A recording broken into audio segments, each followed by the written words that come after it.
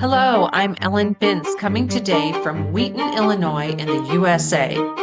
Welcome to Impact, a podcast about how we can each bring about real change in the world and getting practical in making that happen.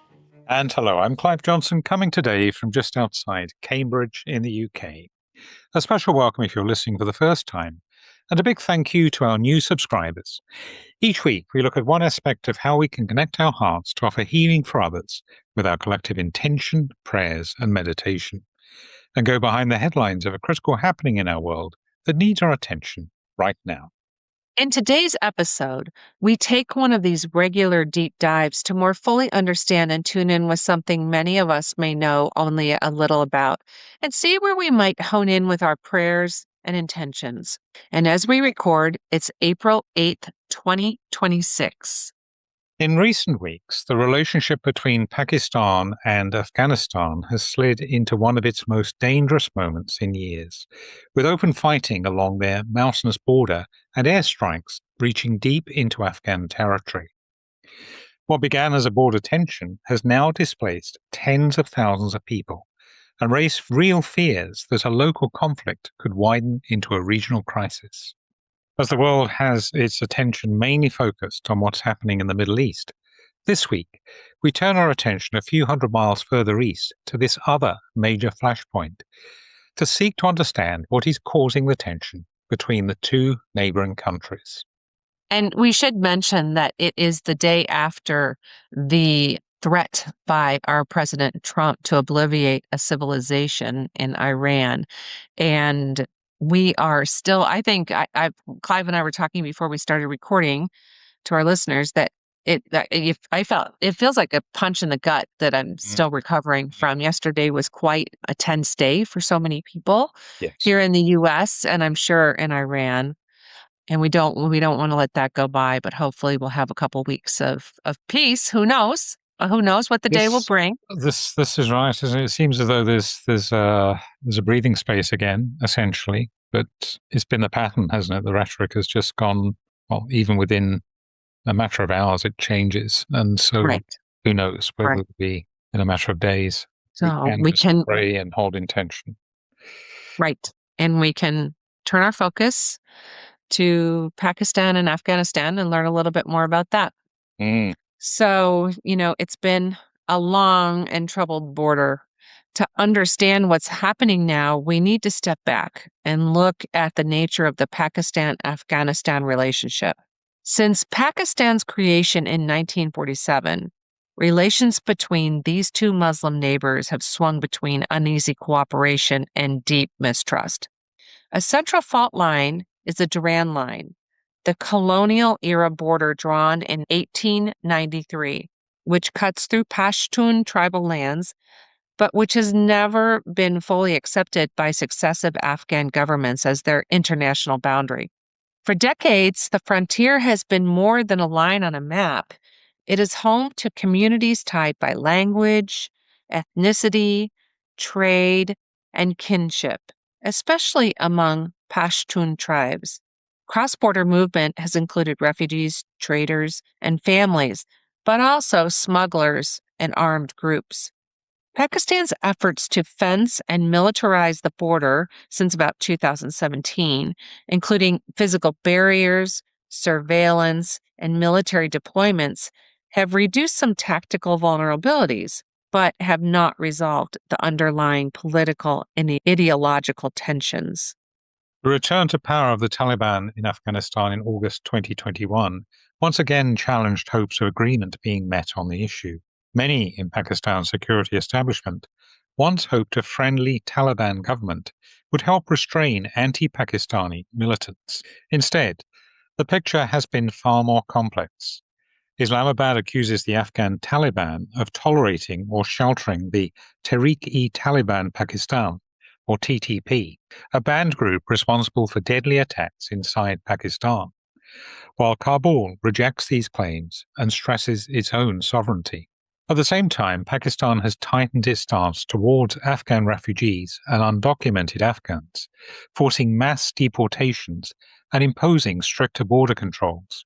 This has torn long-standing social and economic ties apart and has reshaped trade, mobility, and the lives of many ordinary Afghans who once relied on Pakistan as a lifeline. So, what has flared in the recent weeks? The current phase of fighting erupted in late February of 2026, following a series of terrorist attacks in Pakistan, including in Islamabad and in the province of Balochistan. Pakistan responded with airstrikes in several Afghan provinces, Nangarhar, Paktika, Khost, and others, saying it was targeting camps and hideouts belonging to the TTP and to the Islamic State Khorasan, known as ISK. Afghan Taliban authorities, the UN mission in Afghanistan, and agencies reported civilian deaths and damage to homes and shops, although casualty numbers vary between these different sources. The strikes triggered weeks of intense cross border clashes. Artillery, rockets, and drones have all been used. Afghan officials say they have shot down Pakistani drones and seized border posts. Pakistan says it has destroyed Taliban positions and targeted drone infrastructure. Each side accuses the other of crossing red lines, quote, violating sovereignty and harming civilians. The human impact has been severe. UN and humanitarian agency reports say that more than 100,000 Afghans have been displaced inside their country, while several thousand people have been displaced inside Pakistan as communities flee shelling and airstrikes. Families have left their homes with little more than what they can carry, crowding into makeshift shelters or staying with relatives in safer districts. Some border crossings have been periodically closed, disrupting trade and the movement of goods on which both economies, especially landlocked Afghanistan, depend. Sounds very much like the early situation in Gaza, doesn't it? Really. Mm-hmm. In the midst of this, voices from religious leaders and regional actors have warned that a protracted confrontation between Kabul and Islamabad would not only be devastating for local communities, but could also destabilize the wider South and Central Asia region. So, the attempts at de escalation and prospects for peace. Against this backdrop, there have been some efforts to step back from the brink. During March, a temporary pause in fighting was observed around the time of Eid al-Fitr, the major Muslim festival marking the end of Ramadan.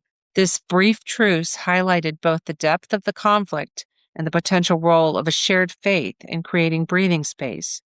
Two main diplomatic tracks have emerged. Firstly, China has quietly positioned itself as a mediator. Beijing has strong ties with Pakistan and has maintained working relations with the Taliban authorities in Kabul. Analysts note that China is concerned about instability spilling over into its belt and road investments and about militant activity in the wider region. Recent analysis has highlighted China's potential role in exerting diplomatic pressure on Kabul and facilitating dialogue on cross border militancy. Secondly, and more concretely, for the present crisis, Pakistan has confirmed that new peace talks with Afghanistan's Taliban government are now underway in the Chinese city of Urumqi. Officials in Islamabad say the goal is a lasting ceasefire and verifiable guarantees that Afghan soil will not be used for attacks against Pakistan. Afghan representatives have signaled a willingness to talk while insisting that their sovereignty be respected and questioning Pakistan's claims about militant presence.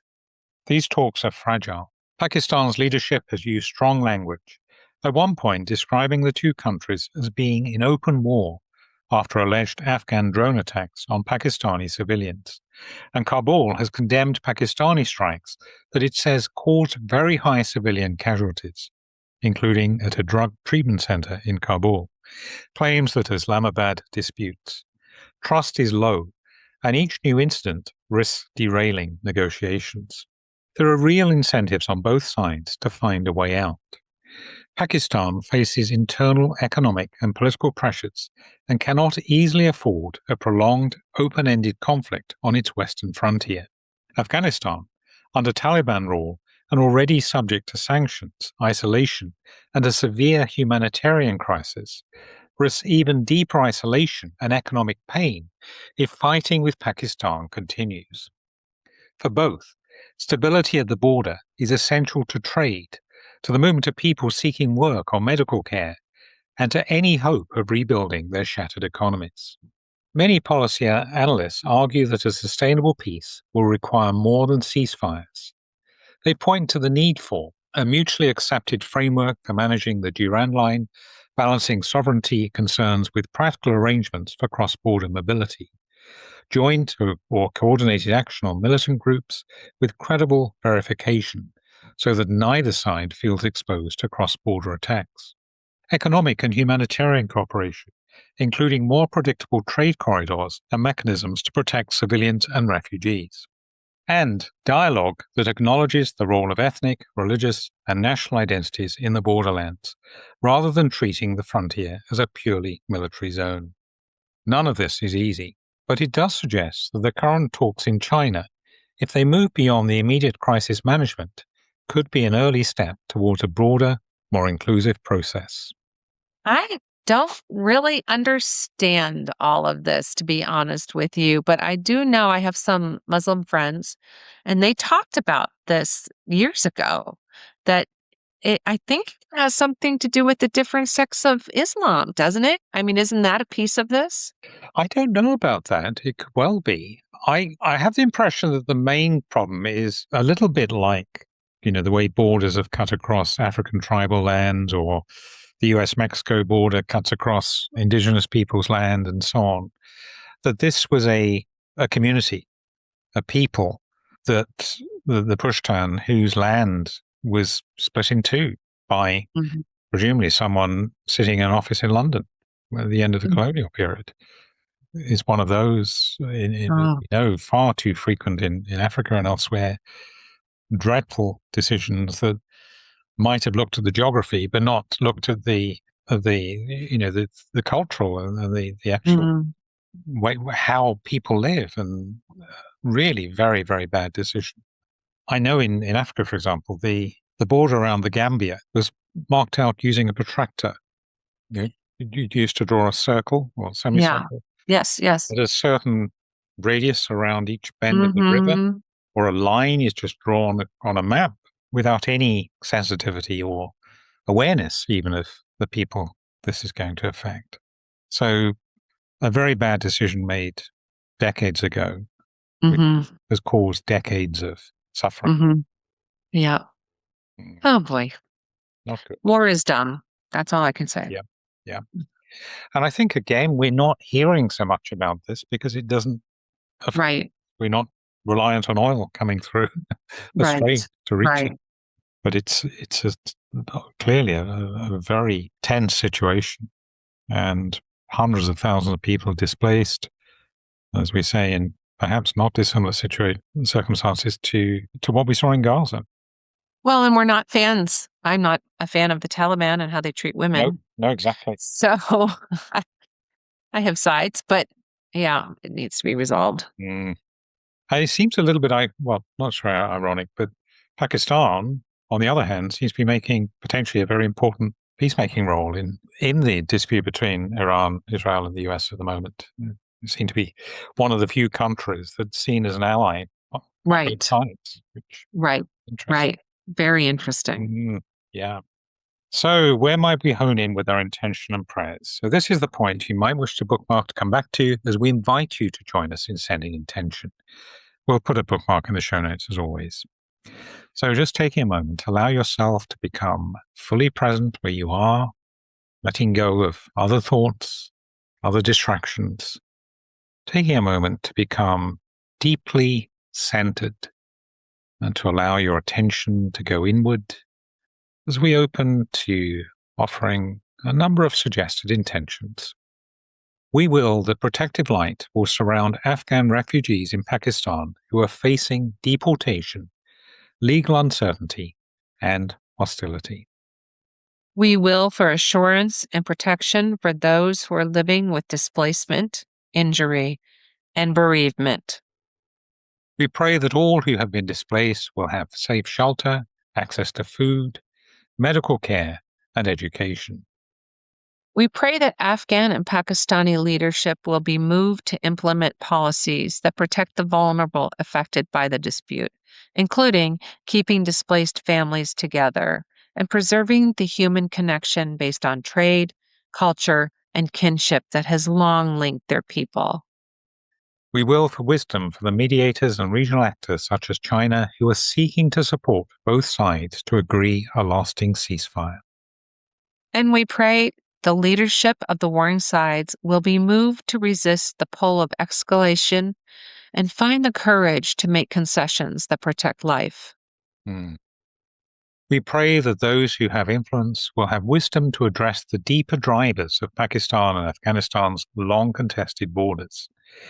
We will that they are moved to honor the dignity and identity of Pashtun and other communities who have historically lived across this line. We ask that those who have been traumatized by long periods of suffering will be healed of their painful memories and mistrust. And this week, as we reflect on the tense standoff between Pakistan and Afghanistan, we suggest holding as our main intention. We will that those gathering for talks in Urumqi will be moved to seek a permanent peace, even if this may involve compromising on their preferred policies. Please join us in holding this. That about wraps it up for this episode. Remember, you can connect with us in the Facebook group. And for live intention holding in Clive's daily Insight Timer offerings, and with me in the Labyrinth Activist Network's Zoom calls. Details of how to hook up with these are in our show notes. Look out too for our next special topic episode, which we'll be releasing in the next few days. Thank you for listening and for sharing with us in Holding Intentions.